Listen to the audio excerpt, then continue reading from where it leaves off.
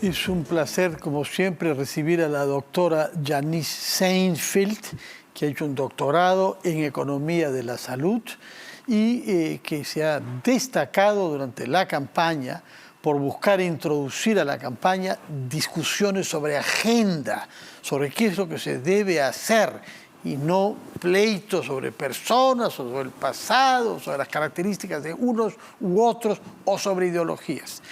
De pasada la campaña, han presentado propuestas para el Bicentenario a título de la consultora Videnza, de la cual es directora ejecutiva. En los últimos días, creo que ayer ha publicado un artículo en La República llamando a observar al observador, observar al observatorio. Todas sus intervenciones han estado orientadas a tener un conocimiento técnico de lo que el Estado y sus sectores hacen para juzgarlo también desde el punto de vista técnico. Por eso quisiera comenzar preguntándole, ¿cómo juzga usted lo actuado durante los últimos 100 días en materia de salud en general, tanto lo coyuntural, que es la pandemia, como la tendencia a sacar conclusiones institucionales? Tenemos dentro de este tema genérico el caso de eSalud, que ahora es dirigida por un señor Carwa Poma. Usted ha sido sumamente severa sobre el presidente de Indecopi, no lo he escuchado expresarse tanto sobre el presidente de eSalud, pero hay otros que lo han hecho en su lugar, considerando que no es una persona idónea para el cargo. ¿Qué pasa con el sector salud en el país y qué impacto tiene la eficacia que se ha mostrado en la vacunación durante los últimos 100 días? Muy buenas noches, Fernando. Muchas gracias por esa introducción. Gracias. Mira, como yo pienso, digamos, los avances en el sector salud es en tres líneas bastante marcadas. La primera es en relación al COVID, tanto la vacunación como también la estrategia de contención ante una posible tercera ola. En temas de vacunaciones vamos avanzando bien. Ha sido una gran cosa que se mantengan los equipos de gestión del gobierno anterior de tal manera que ha podido haber continuidad y se ha ido construyendo sobre lo ya avanzado. Creo que es el único ministerio que ha actuado de esa manera, y será quizá por eso que es el ministerio que más aprobación popular tiene. Eso es justamente lo que te iba a comentar. Creo que es una gran lección, digamos, de cómo tienen que ser las políticas públicas y las políticas de Estado, porque donde construimos y se avanza sin retrocesos, entonces los ciudadanos recibimos mayores servicios y tenemos mayor bienestar. Entonces, en ese camino, la última semana, por ejemplo, hemos tenido 1,5 millones de vacunados. Septiembre fue el mes de las primeras dosis, digamos, y en octubre hemos cosechado ya con un gran porcentaje de personas que han tenido también la segunda dosis, y ahora en noviembre estamos empezando con los niños y adolescentes. Entonces, creo que esa es una buena noticia que tenemos que destacar.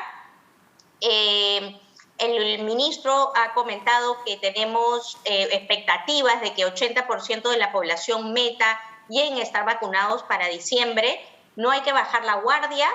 Si bien, digamos, estamos avanzando, no hay que dejar de ver que hay población todavía adulto mayor de 50 años que no se ha vacunado, es alrededor de 1.200.000 personas.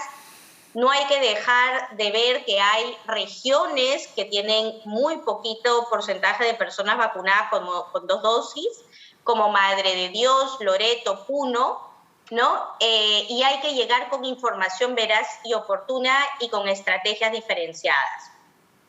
Sin embargo, en otro aspecto, que es toda la estrategia no COVID, que involucra a nuestros niños, niñas y adolescentes, como por ejemplo los controles de crecimiento, las vacunas para prevenir enfermedades inmunoprevenibles de la niñez, ¿no? O enfermedades, digamos, crónicas como las oncológicas, en realidad vienen estando bastante desfasadas con relación a lo que pasaba antes de la pandemia, que ya veníamos, digamos, teniendo brechas de oferta, ¿no es cierto? Entonces, realmente, esa es una agenda que preocupa y que tenemos que mirarla de manera muy minuciosa para ver cómo recuperarnos. Y la tercera área que creo que también es muy importante y que se está trabajando muy poco es todo el tema de reforma, ¿no? ¿Cómo vamos a hacer para efectivamente llegar de mejor manera a los ciudadanos con un primer nivel de atención que quede cerca, que le dé a los ciudadanos lo que necesitamos, ¿no? ¿Qué buscamos los ciudadanos? Una atención oportuna, de calidad, cercana. Entonces, en ese aspecto falta muchísimo por avanzar. Para que tú tengas una idea, Fernando, en los últimos 4 meses, solo 6 establecimientos de 8.600 han logrado implementar la historia clínica electrónica, en momentos donde sabemos que la telemedicina, que las teleconsultas son fundamentales para llegar a los ciudadanos con salud de calidad. Ahí necesitamos de la observadora analítica y rigurosa y no complaciente que es usted. ¿Por qué solamente 4 sobre 26 regiones han sido capaces de hacerlo? ¿Qué lo impide? ¿Qué impide que demos un paso franco al siglo XXI y que hagamos historias digitales para que los pacientes puedan ir a un lugar u otro sin tener que estar llevando papeles y que todo lo que se actúa en ellos quede registrado de manera digital? Y eso es gravísimo, Fernando, porque cuando uno va a un establecimiento y le hacen análisis y le hacen diagnósticos, si uno no tiene la historia digital, claro, esa historia no viaja con uno. Por supuesto. Y cuando a uno le hacen la referencia, tienen que volver a someternos a estos exámenes. Es horroroso, pero tanto mayor razón para preguntarle dónde está el nudo gordiano que hace falta cortar para que un retraso de este tipo, un impedimento de este tipo, no sea la norma en el Perú, porque nos dice que solo 4 regiones han sido capaces de hacerla. Supongo. 6 establecimientos, 6, no 4 regiones, 6 peor, en 6 4 establecimientos. Regiones, en 4 regiones. Así es. Ya, ¿serán cuáles? Lima, Piura, Arequipa. Callao, exactamente. Entonces, ¿qué pasa? Ahí hay un problema de gestión, hay un problema muy grueso de gestión eficiente, ¿no es cierto? Estos cambios políticos, estos vaivenes políticos dificultan mucho la gestión del gestor local. Cuando tenemos cambios, digamos, no se tiene justamente lo que hablábamos de la vacunación, ¿no es cierto? No se tiene una trayectoria que se sigue, no se tiene un norte claro, y entonces se avanza y se retrocede, se avanza y se retrocede, y cada vez seguimos preguntándonos cuál debería de ser la plataforma que nos brinda la historia clínica electrónica, cuando en realidad, de cara al ciudadano, lo que necesitamos es efectivamente avanzar. Puede no ser la óptima, se irá mejorando en el tiempo, pero necesitamos efectivamente una gestión eficiente y ya no podemos estar solamente abocados a resolver el tema de la vacunación, que siendo importantísimo, hay todo otro tema en la agenda que tiene que ser igualmente visto. Y por eso, Fernando, nosotros tenemos desde Vidensa el Observatorio de Propuestas del Bicentenario, donde tenemos indicadores clave para la toma de decisiones y para que la ciudadanía pueda estar vigilante y sepa qué es lo que está pasando, no solamente en términos de la vacunación, sino en términos de la producción oncológica, de la producción para pacientes crónicos, de las vacunas, de los controles de crecimiento para nuestros niños y todos los temas de reforma de los cuales estamos hablando. ¿Cuántos establecimientos atienden más de 12 horas? ¿Cuántos médicos están disponibles? Si hay o no hay historia clínica, ¿qué pasa con el financiamiento? Entonces creo que es muy importante que la ciudadanía esté vigilante y que también el ministro, el presidente de salud, los congresistas y los gobernadores regionales puedan acceder a esta información consolidada en una sola plataforma para que puedan tomar decisiones oportunas.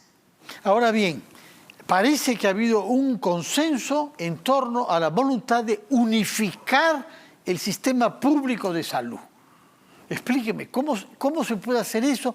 ¿Cómo se ha hecho con éxito en otros países? Porque tenemos una dualidad principal, ¿no? Hay otras, naturalmente, como los hospitales militares, policiales, pero sobre todo es salud y el Ministerio de Salud. Es salud que depende del Ministerio de Trabajo y el Ministerio de Salud que tiene los hospitales a nivel nacional. ¿Cómo concibe usted, si le pidieran a usted, a señor especialista de evidencia, a ver, haga un plan, mete el hombro, ayúdenme en la práctica, qué lineamientos propondría usted para ir hacia alguna forma de unificación del servicio de salud pública en el Perú? Mira, yo no creo, Fernando, de que haya un consenso aún.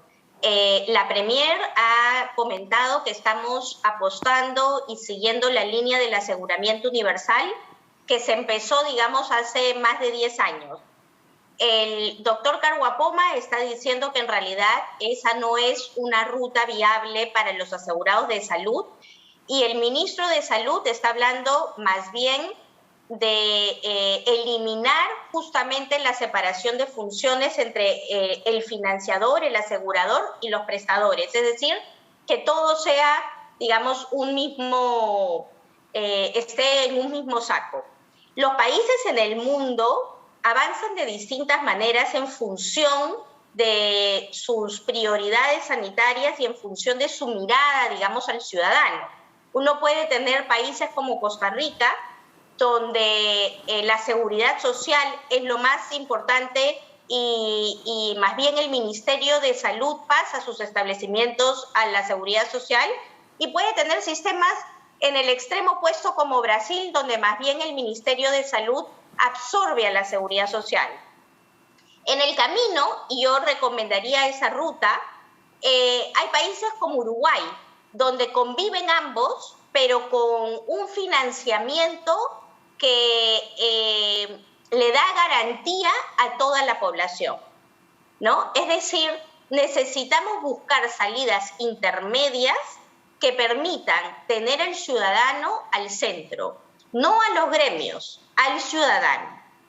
Y para eso en realidad necesitamos avanzar con una ruta clara y no como hemos visto con el ejemplo de las historias clínicas electrónicas, donde no hay ni siquiera interoperabilidad entre los sistemas y los establecimientos. No, eso es lo peor. Naturalmente, esa falta de comunicación entre las instituciones del Estado es fatal en todos los sectores. Pero acá hay un problema real, que los servicios que da salud corresponden en parte a lo que los trabajadores cotizan. No es lo mismo que los hospitales del MINSA. ¿Cómo se puede compatibilizar un derecho específico ligado a la cotización mensual que hace una con el servicio público gratuito y general que significa el SIS en particular? Es que, Fernando, ahí tenemos que diferenciar el tema de quién financia, ¿no es cierto? Financia el empleador, financia el Estado a través de impuestos, y quién presta el servicio, ¿ya? ¿Quién financia? Efectivamente, tenemos financiamiento mixto. Para algunos asegurados financia el Estado, para otros financia el empleador a través, digamos, del pago a la seguridad social. Pero en el tema de la prestación, ahí es que es mucho más fácil que podamos articular la prestación a través de los establecimientos de salud con los establecimientos del MINSA, con los establecimientos de los gobiernos regionales y con los establecimientos de los privados y las sanidades. O sea, tenemos que diferenciar roles, ¿no es cierto? ¿Quién financia? Es un tema. ¿Quién presta y cómo ponemos esa prestación al servicio de los ciudadanos? Es muy fácil de articular si es que tenemos la decisión política. Bueno, muchas gracias, señora Janice Seinfeld. Siempre es muy provechoso y estimulante escucharla, pero me temo que vamos a seguir hablando de esto durante las próximas semanas y meses también. Muchas gracias por su presencia en RPP. Que tenga buenas noches. Antes de separarnos, quiero dar a conocer un tuit que ha publicado hace unos instantes el ministro de Defensa, Walter Ayala. Lo tenemos en la pantalla.